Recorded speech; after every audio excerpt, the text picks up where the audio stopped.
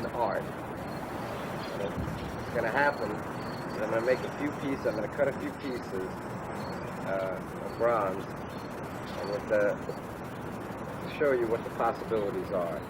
And I'll show you a little bit of brazing if we can. I'm making this film with the help of my nephew, Patrick Dwyer. He's a junior at Fairfield. And he's going to be asking questions today. And just so you know what he looks like, come over here right now, Pat. Keep leaving running. This is a documentary. Try not to walk in front of it. Walk this way. There's Patrick right here. Get a little close there. Yeah. Still afraid. Okay? Now you're going to hear him ask the questions. Okay? I'm going to coach him a little bit sometimes. And sometimes I have my own comments. But try to keep it as exciting as we can. We'll take care of the editing later. This is my son Timothy. He's my helper. This guy. That's one of them. I have 3 other children too. We're going to start pretty soon, right, Tim? Okay, now you can zoom in if you want, Pat. And this will be the shape. Right here. Can you get this?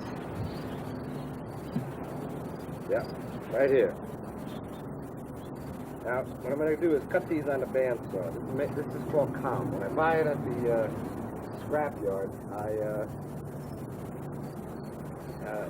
buy like a ton at a time. Usually the scrapyard people call me if they have modular units, a bunch of the same thing. Go over there and then I'll buy the whole barrel. I like that because you can, if you have the same pieces, you can discover new shapes all the time, you know, by making smaller changes. And nothing is really wasted because you can use it, manipulate it later, which I'll also show you, hopefully. Here we go. Now before anything, the blades, right, on my bandsaw cost about $10 each. And it just so happens in this piece here, there's in the water gate, this part here is made out of steel. And as soon as the steel touches the teeth on my hook tooth blade, it cleans them out. So what I have to do is take this apart first. Now it's a little bit boring for you to watch me take it apart, I mean for 2 hours. So while I'm taking the thing apart, right, Patrick is my nephew's gonna focus the camera right here on the vise, and I'll take it apart and then he'll ask me questions about art, okay? You got that? Now, Timmy, you take yours, and you take yours apart, okay? There you go. Go over to your vise. You got one in there already. It's pretty interesting the way that this thing is made. It's really made well. You can't get this water gate out until you cut this off. This was welded on after this piece was cast and machined. And right here is the weld. It's a great weld. So I have to cut this and then get this piece out. But I might as well just take this. What you do with my cigarette, Tim? Put a hole in it? Why'd you do that? Shouldn't smoke anyway. Yeah, you're cool. Okay, Patrick, ask me a question about art. When did you get interested in art? Well, as a matter of fact, I hope you just have this, right? You have this now? Get rid of that. That goes in a steel piece later. I know exactly where everything is. Now, I have to get this water gate away from where I'm going to cut. As a matter of fact, my parents gave me art lessons when I was a little kid. And I have, in the slide presentation, I kept an oil painting from the time I was 9. And when I show it to the classes, I teach down here in New Jersey, they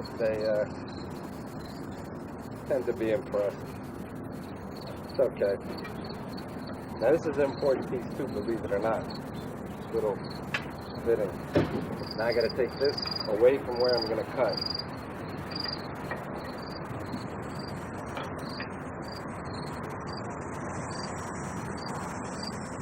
think we might have to relocate there. Is there enough light on that bandsaw to see the cut? Well, we'll have to move the cameras. Try to keep this smooth. Join me over here. Okay, that's cool.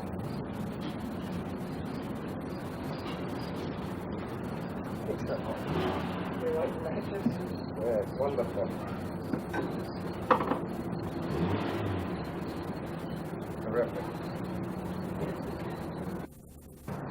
Well, here we are. Nice gentle transition. I want to tell you before I start, if I'm doing anything wrong, you know, and your teacher points it out, make sure he points it out. The thing is, you have to be very careful when you use a bandsaw because you can, I mean, it's the same kind of saw as they slice the meat with. And I probably cut about 10,000 miles of lengths of different tubing, and sooner or later I'm going to get my finger. So, hey, quit hammering over there. So, so pay attention to what your teacher says. You wear a face shield because all these finals are going to go in your eye. Okay? Now, when I can, I try to, you know, hold on to the piece that I'm cutting with a clamp or vice grip. Right? These are vice grips. That's 2-lever made. I don't get any money from vice grips. I need my C-clamp, which is right here. Best C-clamp in the world. Now, the thing is, it should be secure when you cut. Now, you'd be surprised how smoothly this cuts, right? This blade. Although I just cut some copper for later on, for the demonstration later on. So I hope it cuts as well as it did. It's a new blade. This is my push stick here. I keep my fingers away from it. I really don't like it. I hope you can hear me over the bandsaw. You probably can, because it's really not that loud.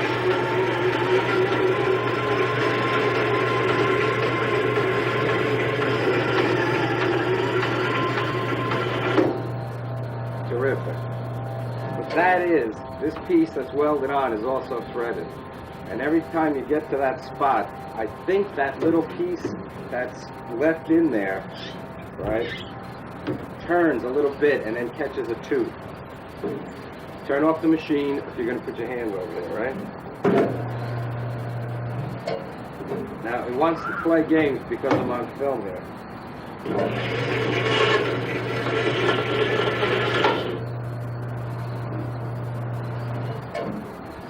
But the thing is,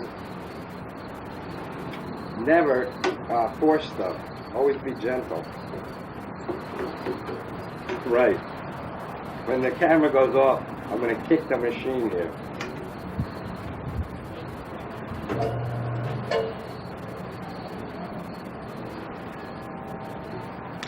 You know, it's just like everything.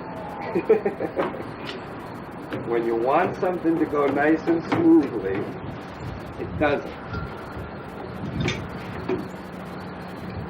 I had a dream I was going to cut my finger off. A little violence, you know, like RoboCop. Get all you kids interested.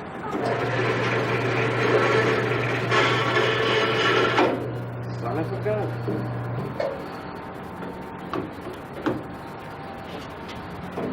So I'm showing you what to do here. I hope you appreciate this. There we go. I just spread it a little bit. I hope this is okay with your teacher. I mean, it's my saw, you know. There we are.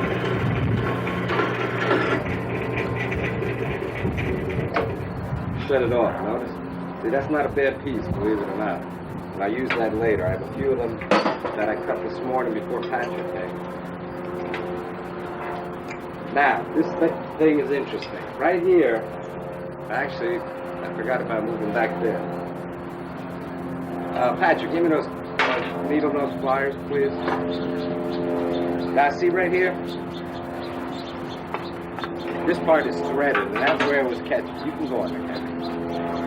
But here's my lovely high school sweetheart. She doesn't want to come on the camera. See that little piece? That's also threaded in there, then welded, okay? Then I take this piece out. See, I want this piece out because I want the teeth on the blade, right?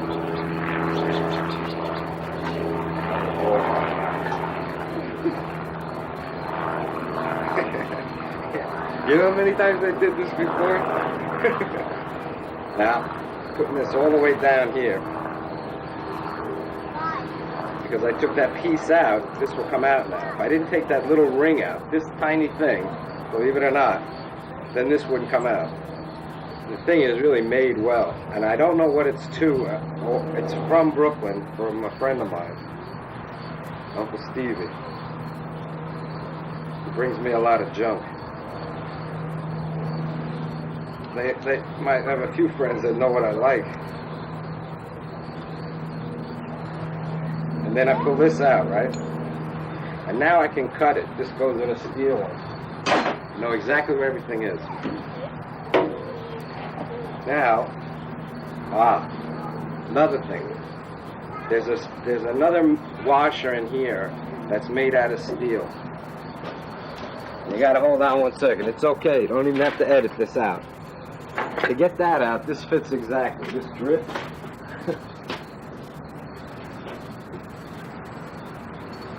Now, you think I'm so smart, right? I did this a few times because I wasted a few blades.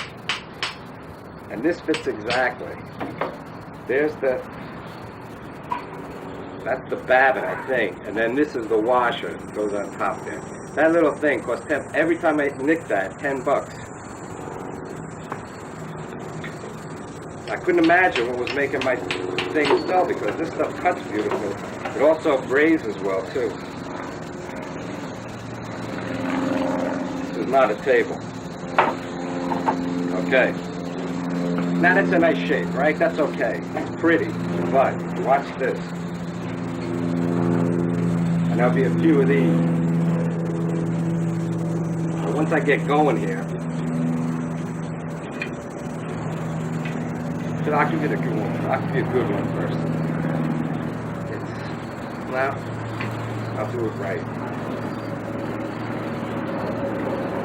Well, that's so you pay attention. Yeah.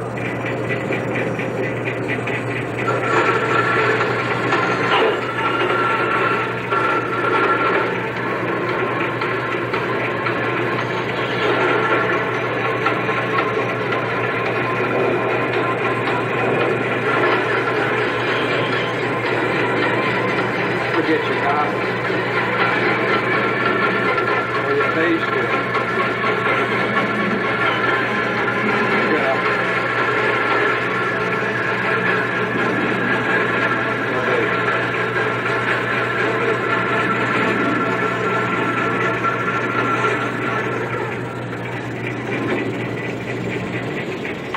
Okay, now I'll show you this. After the blade stuff. See that? That's nice, right?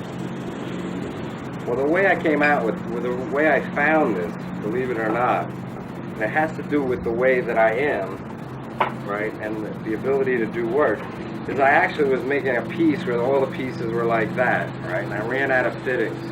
You know, it was like different stuff. When you see my slides, you'll understand, but I actually ran out of material, so I just figured I'd cut everything in half, and when I cut it in half, I went, and I realized that it's nicer this way than the other way. Plus, it's, you know, more economical. Now that's going to be, well, I'll show you this later. Because I'll make the cuts that I practiced before. So it looks like I'm real smart. If I can remember what I did now.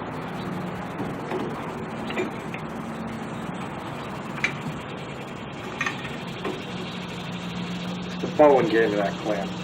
He retired from Pratt, and they used to do odd jobs for him. This is on there so you don't get any spatter when you weld. You know, those little balls of metal, molten balls. Now I want to cut it. I cut it a different way.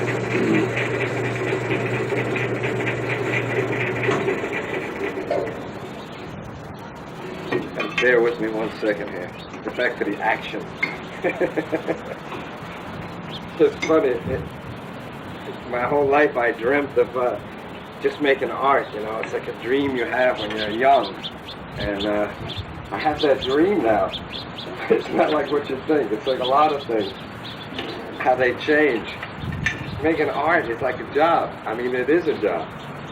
And every day I get up, and every day I make art.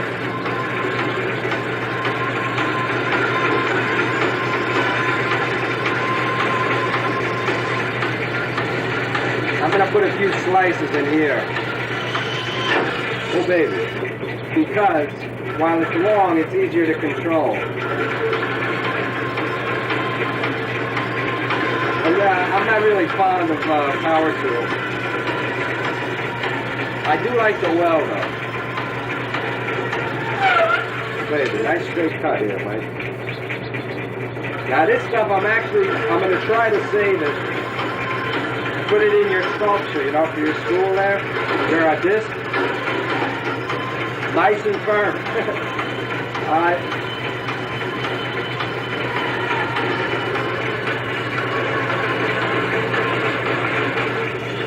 And what I also want to do is use some pieces that that you can bring in. They're bronze or brass. And you could either cut them or I'll recut them. And then I'll try to incorporate those in your piece too. So so you're standing there and you can show your buddy that that's your thing, that you shoved in the sculpture. So it's like we all did it, you know?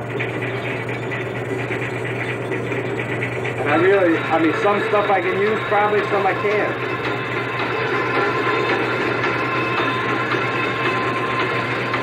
But art is like that process, you know, it's like a long process. Sculpture anyway. And it's kind of nice. Just the way that life is, you know? It kind of gets better.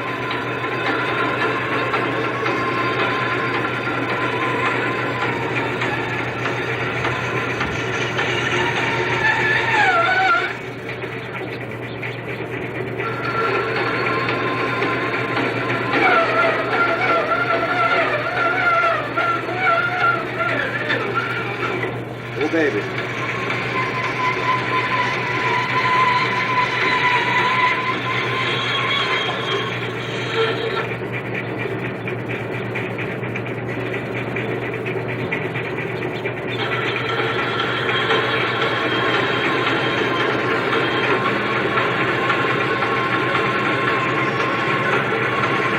I'm going to start talking, and this must be boring to you.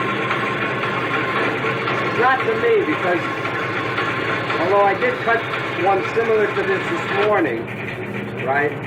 Each time I go to the junkyard and find the stuff, you know, that interests me, there's a sense of discovery without question. And then there's a certain excitement. Pay attention. There's a certain excitement when because when I cut it, you know, I'll find new shapes, you know, new forms, I discover new things. And when I rearrange the pieces, right, when I put them together, that's discovery again. When I grind them, you can see the whole sculpture, and that's discovery again. And then when I try to sell something, what I do, it's like discovery again. It's absolutely the greatest job in the whole world.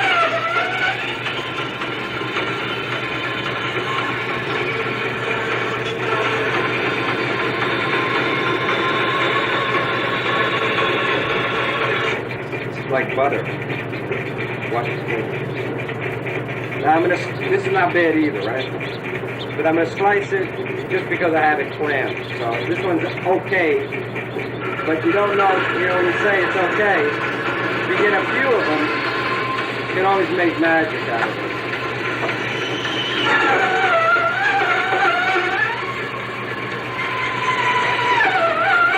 Now if you go to cut, right? The pieces yourself. Seriously, listen to your teacher. But also, you won't go this fast. This blade is really aggressive tooth. It's like the teeth are big enough to pass for a wood blade. It's just that it's specially made. as long as you don't hit any steel.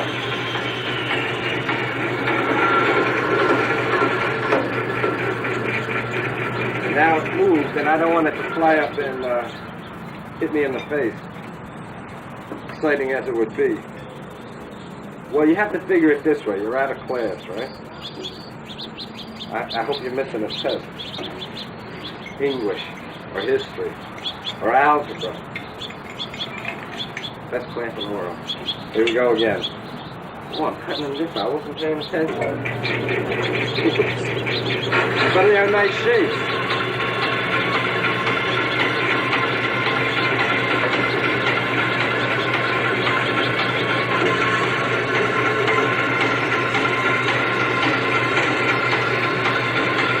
These are the shapes that I wanted.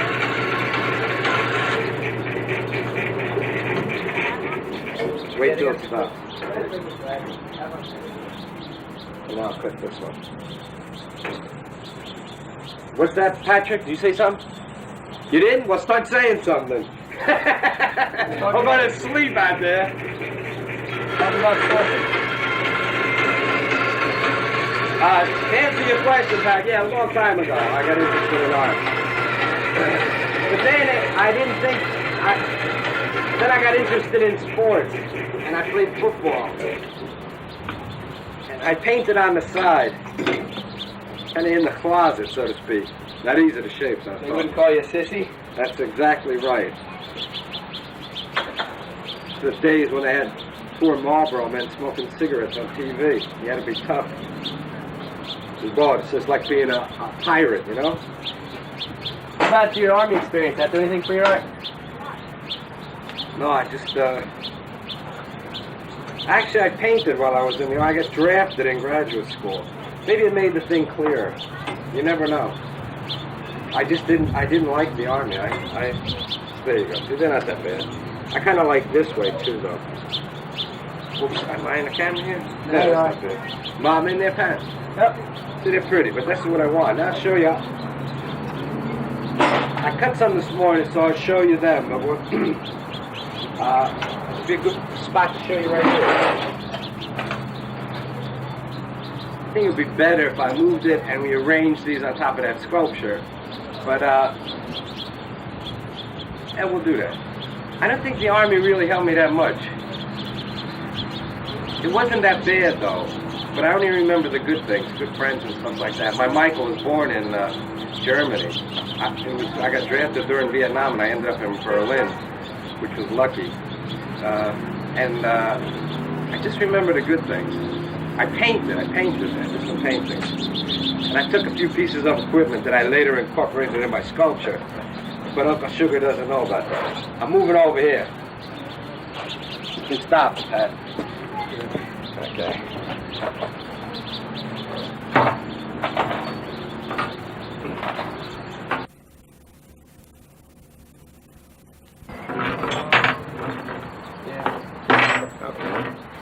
Well, back here now. But I think the Army really wasn't that good. I ended up a sergeant, believe it or not, though. I had trouble marching, paying attention. But I did well with Santa Claus for the top of the cannon at Christmas time, so I liked that right away. And I did okay. But now, see this part I cut off first. Now, that's a nice shape. I mean, a circle. How can you go wrong with a circle, right? But you can see that other piece in there. That makes a difference. Now, some of these I can't use for your piece because some lady's high heel is going to fit down in that hole. Is that a humdinger? Now, that's a humdinger, right? That's a humdinger. That's a humdinger, too. That's why I like modular things, because I only can use one side. I like this, see, too. I mean, the thing, when I showed you the first thing, it's a relatively rigid piece, right? This is the one I just cut for it. I mean, what do you do with that? It's a nice shape, but here, you can, just by that, it increases the possibilities. That doubles it, right? But more than that, because you can go this way, too. It's geometric, what you can do. But here, by having modulars, you can get an idea. And I put these all in size order, right? If I had enough time, when I will. But here you can make different lines and different, this is all from those pieces, same piece. But not the piece I just cut. A lot of them, these little ones I wanted to show you. But by changing that, gee, that irritates me already. Isn't that funny? That makes a difference. Little things make a difference. But see, you can.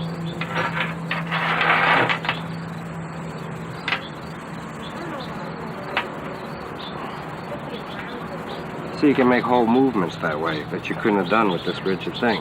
Now before, what I used to do is forge the stuff with steel, but I have a weird disease where this bone in my hand disintegrated from the inside out. I had to get a new bone put in there, so I can't forge for a while.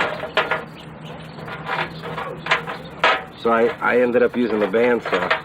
I was sad at first. You know what else I'm doing? I'm cutting these on a diagonal. See this? And that gives you freedom too. Not so much here, you can see it here, but later on. So you can make a star then, a nice star. It reminds me to, look at this. See, you can make stuff all day long. It's like making collages here. See that? Now, you won't be able to see that either. In the piece, what I'm gonna do, so nobody trips, is fill this in here, and it might be filled with pieces of metal like this, right? Kind of. Don't hold me to it. See, that's a nice, look at that thing. See that thing? I love all this stuff. It's like being a pirate. Put it like this.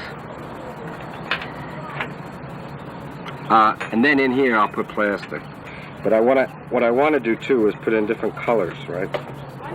So it could be silver, you know, like silver nickel in here, or a silver rod, and then so it'll be where this dark is here, right? It'll be a different color. And it won't be exactly the same. I kind of like that space, but it has its own virtues anyway.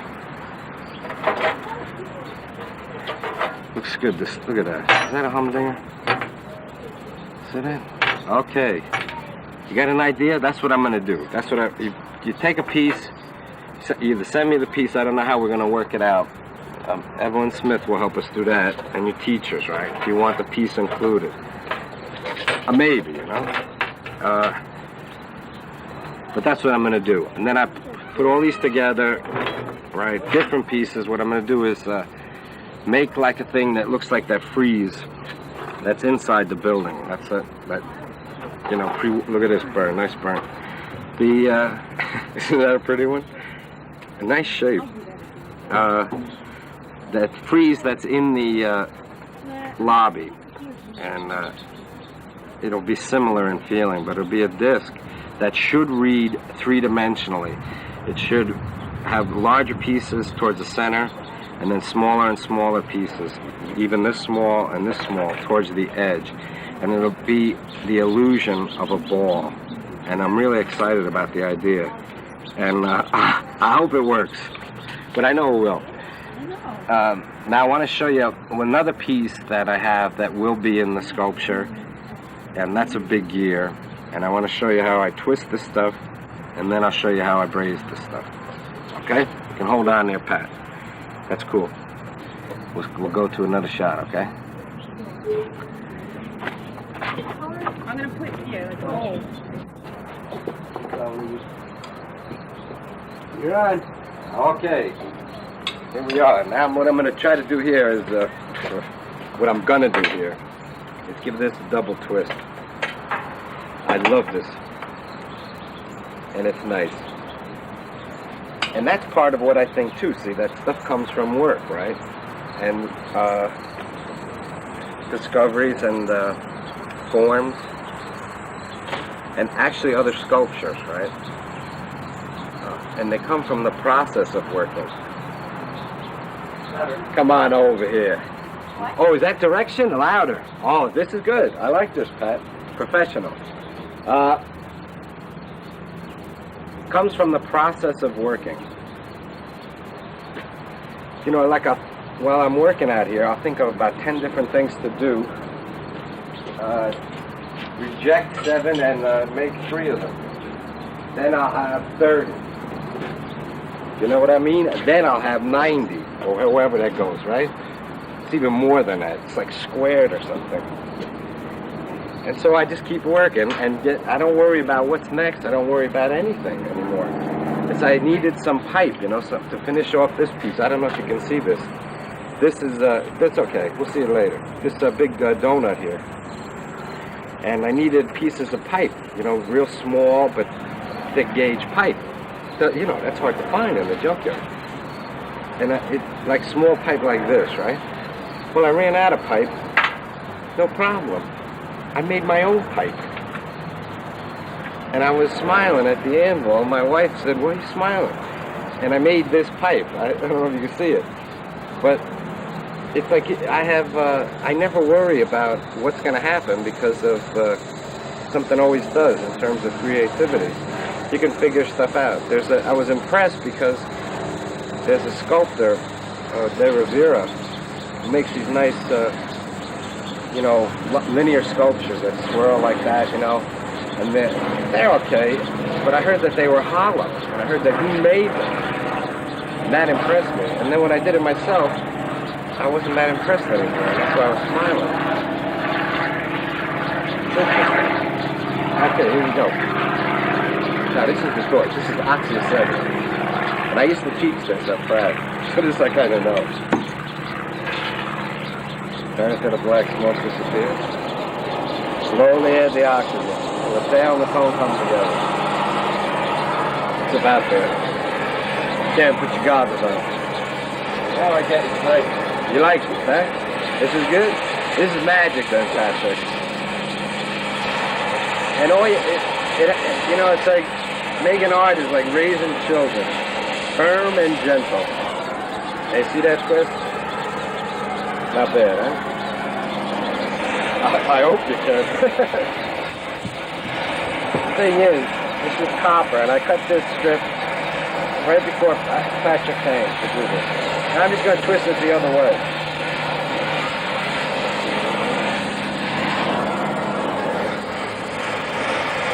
And now twist it back the other way. It's an old blacksmithing thing. It's called a double twist, but you can get fancy. See, it only twists where it's hot. With steel, believe it or not, it's a little easier to control.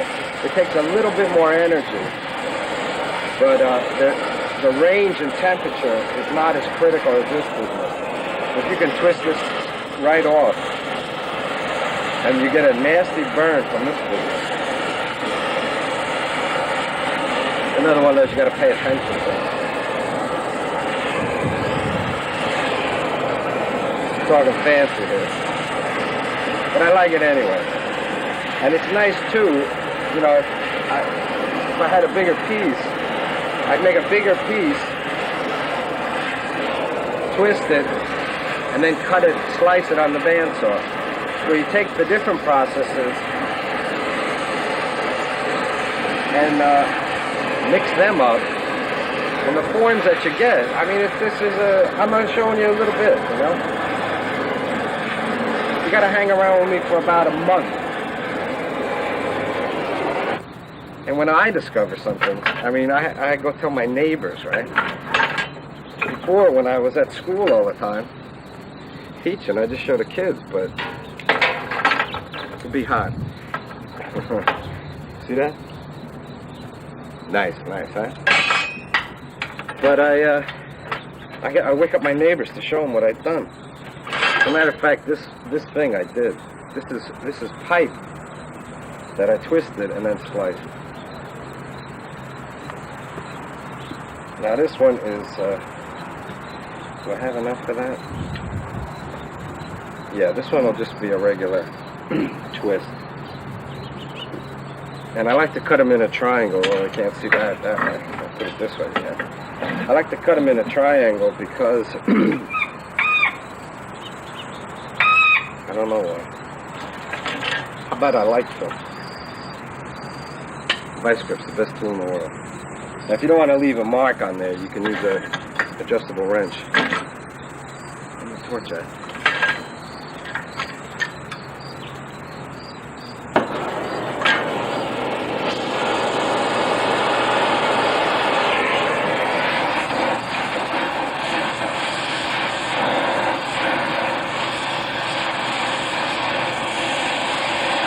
Well, I think a triangle is more exciting. When you twist it like this, it's more exciting because a line has a tendency to speed up then as it's thinner. Right? Your eye goes from the fat part to the skinnier part.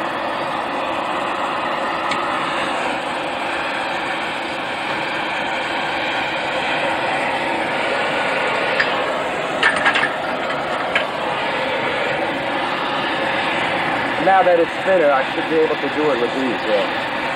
Not really. I don't care about marring it too much because I have to end up forging it anyway. Well, usually I forge it anyway to get it to the shape of the ball, you know. In your case, I don't have to forge it, but I'll probably end up twisting it, and then I know for sure I'll grind it. So I don't really care about the nicks I put in it. I'm trying to make this one even, believe it or not. And it's a little bit off here, so I heat it here, and this is where it'll bend.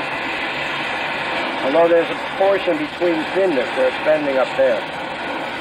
There it comes. Still bending here. Well, I wanted it like that anyway. Right, Patrick? Hey, you know. Now the thing is, it actually doesn't take that much strength. And half the students in my classes in welding and forging were usually women, and it didn't bother anybody, you know.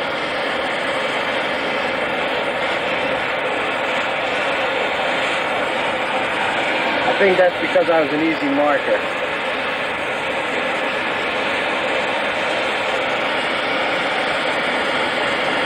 Now I like copper inlaid in pieces also, and there'll be some in yours too.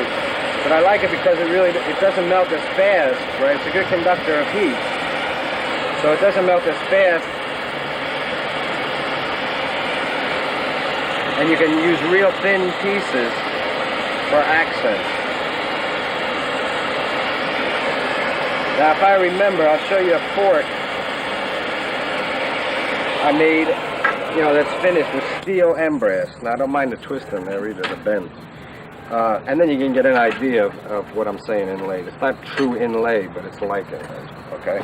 Sorry, I'm not looking at the camera so much. Could be hot. Now, this is another one that I use, and this one, I really have to bend it this way. So I put little cuts in there in the band, with the bandsaw, right? These two don't matter down here. That's for art's sake again. But I'll have to. It has to go this way. It's easier if it goes towards me, towards the drawers of the vise, or else it'll slide back and forth. And you really don't want to see me get a burn, right? Maybe. This is boring or not, you know? You like the fire though, right? You gotta heat up the fattest part first. Why's that? Because it'll bend at the thinnest part. It's that proportion between thickness and heat, right? Like this is so thin it would bend here even cold. Right here at the top. So I want to heat it at the bottom. And what I want to do is try to make it look like a gear in the end. But this, I'll try to incorporate this somewhere in the sculpture too. I'm not exactly sure what it's going to look like yet, although I know it's going to be dynamite.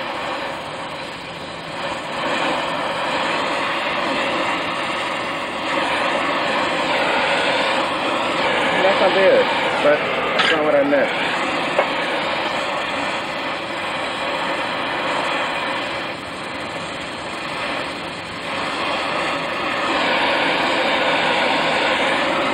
It's a little, well, let me twist it. I'm not going to twist it if I use it like this time. Let me just show you that. Now looking at the rushes, we couldn't see this, so I changed the position of it. And so that you can see a little bit clearer, I hope, what I'm going to do. You know, I was bending it. You know what's great about video? I was going to remember to get my forks, and all of a sudden, here they are. Remember I told you about the twist? Get those? Close up. Here's my son, Patrick. Hi. He's a surfer skateboarder. Get closer. How about a kiss? He didn't want to be on, but he has to be. So can you see the fork? See the twist? This is inlaid with the brass. This is another earthquake here. This is just a double twist, and this is a regular twist, but the rod isn't square. It's a little bit flat, so you get that nice, gentle, flowing twist. They're forks. One of them I put through my hand. I don't remember which one. Okay, here we are back again. Was that so hard?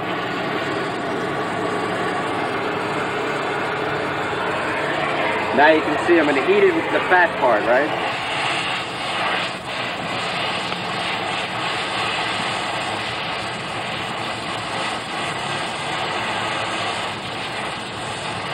And it should bend at the fat part. Now, I don't have the right leverage here. That's okay. Maybe.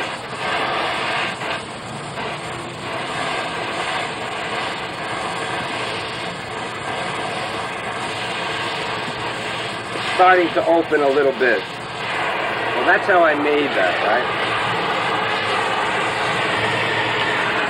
Now I just want to make this a little bit closed here. It's a little too open.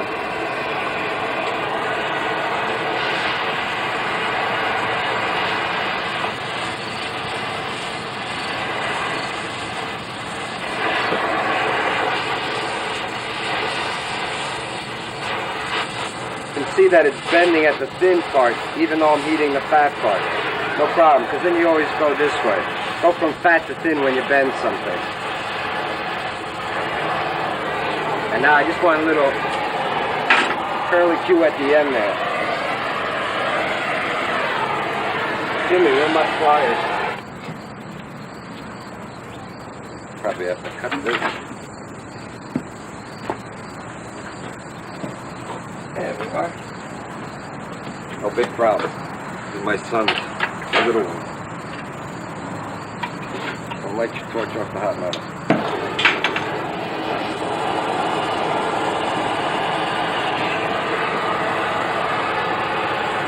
When you do this too, it takes away, it's not like a gear anyway, because they're not exactly even, it's not, it's bent, the gear wouldn't be like that. But he changes from mechanical to amorphic, you know? You know, like, it becomes more alive.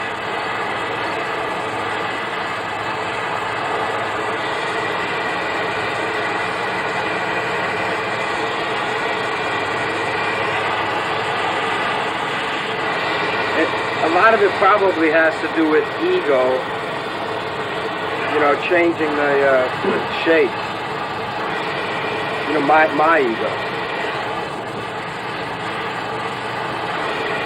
Like control or something. Not that good. Different pliers here.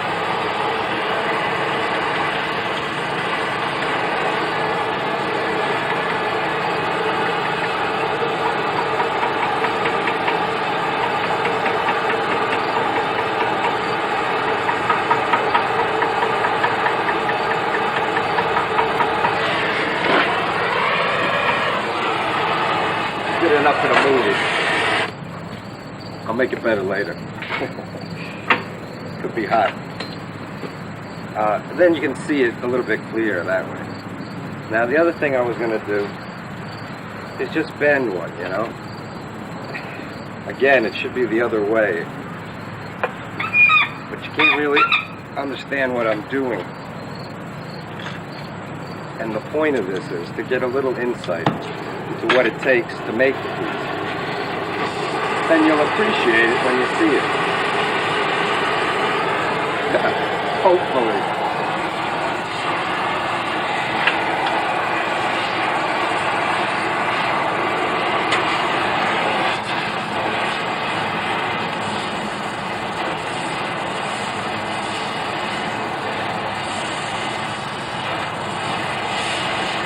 So you can tell it doesn't really take any strength. Pay attention out there.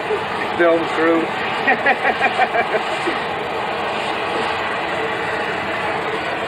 You'll be tested on this later.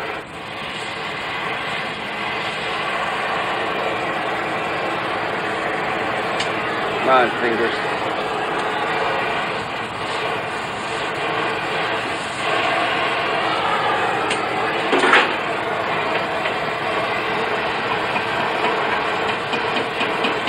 And this is like forging, right? You know, when you heat the metal and then you shape it. I don't really like that nick too much. There's a little bend in there. But without, you know, rupturing myself with the pliers here and the heat, all you have to do is smack it out. First get it out of the vise, and then smack it out with the hammer on the anvil. Pretend this is an anvil. Pretend this is a hammer. You see how smooth that is? Perfect, right? Not bad. Okay, now those shapes give me a certain freedom. And they're going to be important in terms of color and shading of the thing. I haven't figured it out yet, but it'll be dynamite. Now, I just want to, I think it's going to be a little bit too hard for you to understand welding from this. But let's just say I'm going to fill in this space from here to here. This is actually brazing, okay? It has to do with temperature rather than the material, right? Welding, brazing, silver soldering, soft solder, the lead chin alloys, and it goes by temperature, right? I'm looking for a striker, a rod. I don't know how much of this you'll see without a close-up lens. It might not be that, well, you know what I'll do? I'll do a little bit here. And just to give you an idea how long it takes, that's all. After I find my striker, I got 8,000 strikers and one helper. Put the face in. Actually, it should be goggles. Guys, I wanted this shot anyway because I was welding before Pat came back here, and I got all this wet on me. This is sweat. I want you to know there's a reason for it. And not just me being overweight.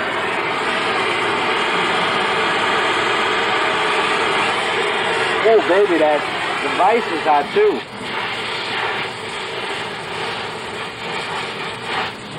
The idea of welding is you heat the metals up to the same temperature, then they flow together.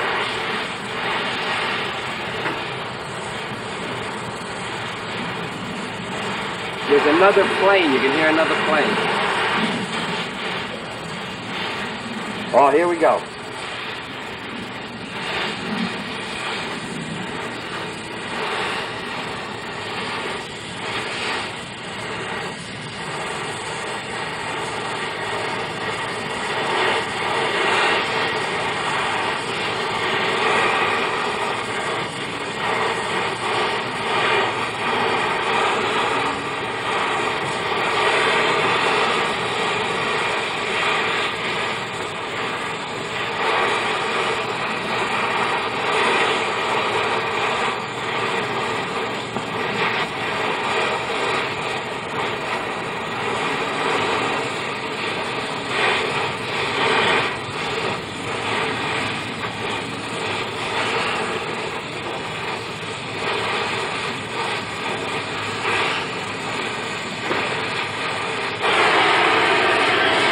Sorry, I did a little bit more than that, what I said, but once you get going, it's kind of nice, you know? I really like this business. I really like to weld, okay?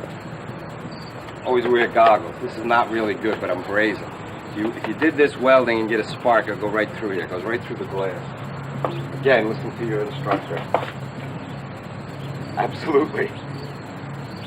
I just want to show you this because you might have questions about what I was working on, what was on the table, okay? This is not finished, but this will be in my show in November in Manhattan at Andre Czar's. You're all welcome to come to that too. Depends on when you see this, might be over. Now watch the strain on my face, old age. Yeah, it's not so bad. Looks like a big tire. Looks like a little tire. but you can get this, you can see, they're all pieces of pipe that are twisted. I really like it. I got another thing inside that I'll show you. You get a better idea what this will look like finished, okay? This is where I got that beautiful burn on my arm from these beautiful shapes.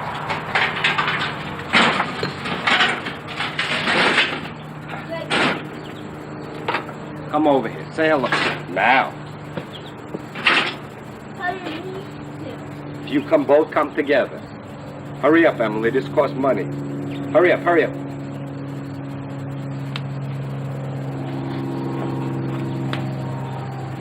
I love the stars.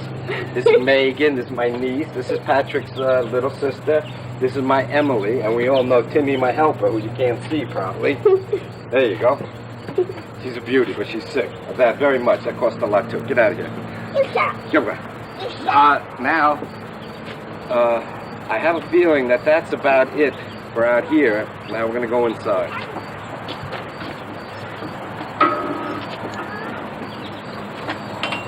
So you can stop it. We fade out.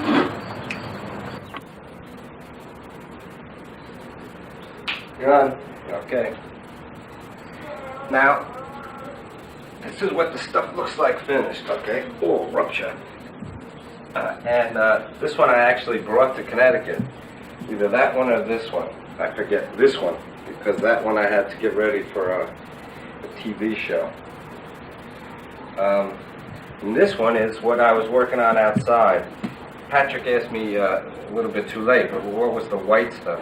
The white stuff on the rod is flux, and it helps the metal flow better. And this is what the piece will kind of look like. And this is after I filled in, this is twisted copper pipe, so that's why it has a different color. And there's some acids on there to make it a different color too. That's called a patina, in case you're interested. And it'll kind of look like this one, okay? Now, it's easier for me to stand down here because now I'm in the front. Mosquito. Pretty good for a fat man. Yeah. Now I'm in the frame. Now, I turned this one over looking for spots that you could see the pieces I used that I cut. I don't have any in this one, and the last piece I made like this is in a show coming up in September in New Jersey, in a museum in southern Jersey. And I don't have any of the same pieces, but you get the idea. It's similar, right? Now these are all inside because I don't want to spend a lot of time repolishing them. They're not shiny like they will be. This will be also in my show in Manhattan. They're not shiny. They're just tarnished a little bit, and they're pretty easy to clean. There's not too much of a problem. But you actually can see it better when there are tarnished. You can see the difference in colors in here for sure, right? And see, that's what I just did, is bend that piece of copper outside. Remember that bend? And here's that curly Q, that I made in the copper. Here's a twist.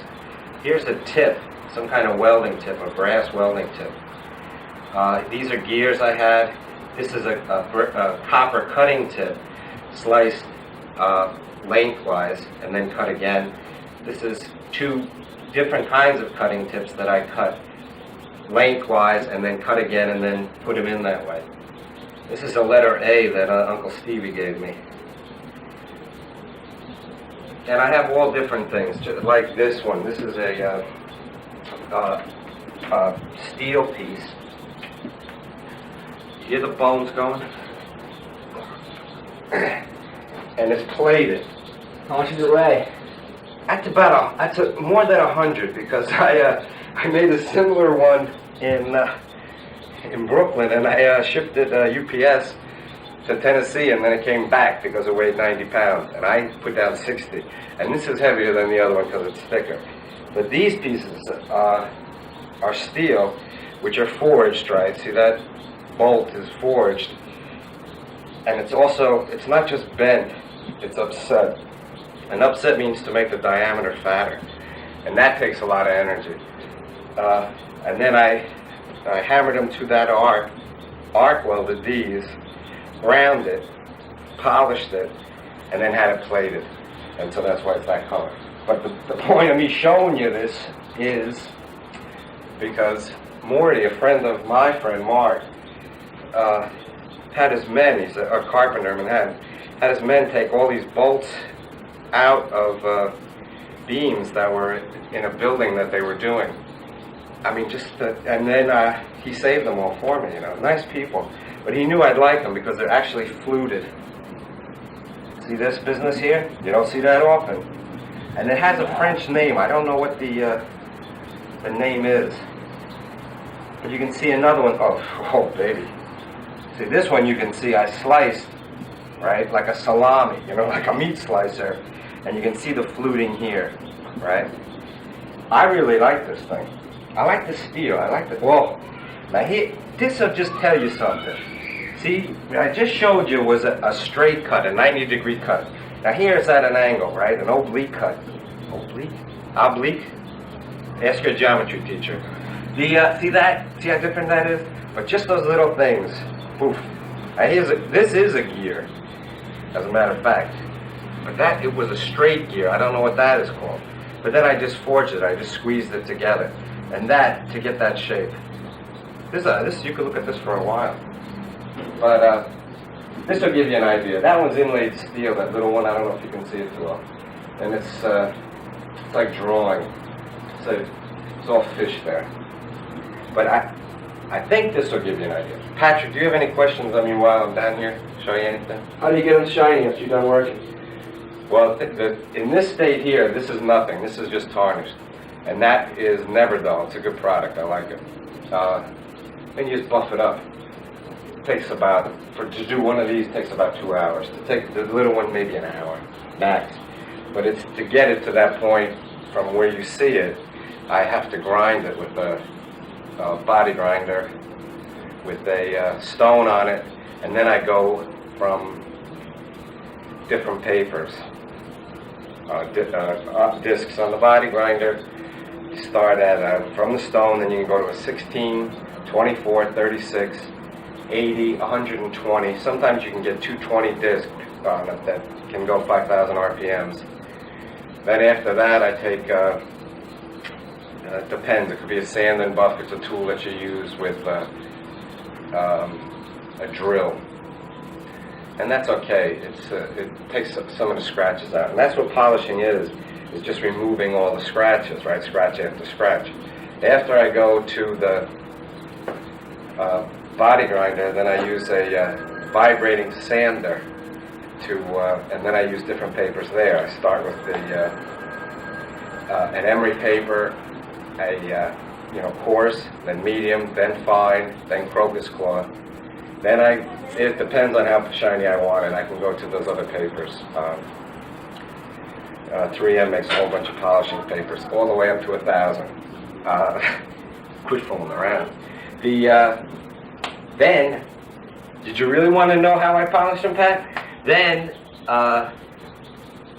take take compound on my polisher, my Milwaukee polisher, great company, great tools. On my Milwaukee polisher, and then I put the rouge on, and then it's shiny. Shiny is the difference. And lately I've been making them shiny, but I have other pieces, as you'll see in the slides, that aren't shiny, that are steel, that I like. I mean, I like both of them. I like steel and I like bronze. I like my life. I like making the sculpture. It's a great life. Oh, baby. Now, I think that's about it. Any more questions, Pat? How long is this piece going to take you for the school? Well, I think it's 8 months to make it. And that gives me, when I talked to Gene, they gave me a whole bunch of leeway. I told them I could make it in 6 months. And a lot of the things, I can do it. I can probably do it in 6 months. But I've had some pieces that represent different departments or classes within the school, like the cutting tips, and I have some old regulators, and they're carbon dioxide, but they look like acetylene and oxygen. I have some tips left that I put aside. I have some things that will relate to the school as it is, but most of the, well, I don't know, most of the time. Some of the time will me going through the junkyard, which is fun, and then the major time is me slicing the pieces. So, and then after that, then it's just a joy, and to have that many pieces where they interlock and then they flow together. It should be terrific. It should be an interesting time, and it's not so much that it takes me 6 months to make something. It's just that the time doesn't matter. There's always something for me to do, and I just enjoy it, you know. So we'll be 6 months ahead of them. Anything else? You can ask me something else, no? Well, I hope this was instructive for everybody, and I hope you had a good time getting out of class. Because I always like that. And I'll see you in Connecticut. I'll see you again. Thanks. Thank you, Pat. Fade to black. Can I upstairs?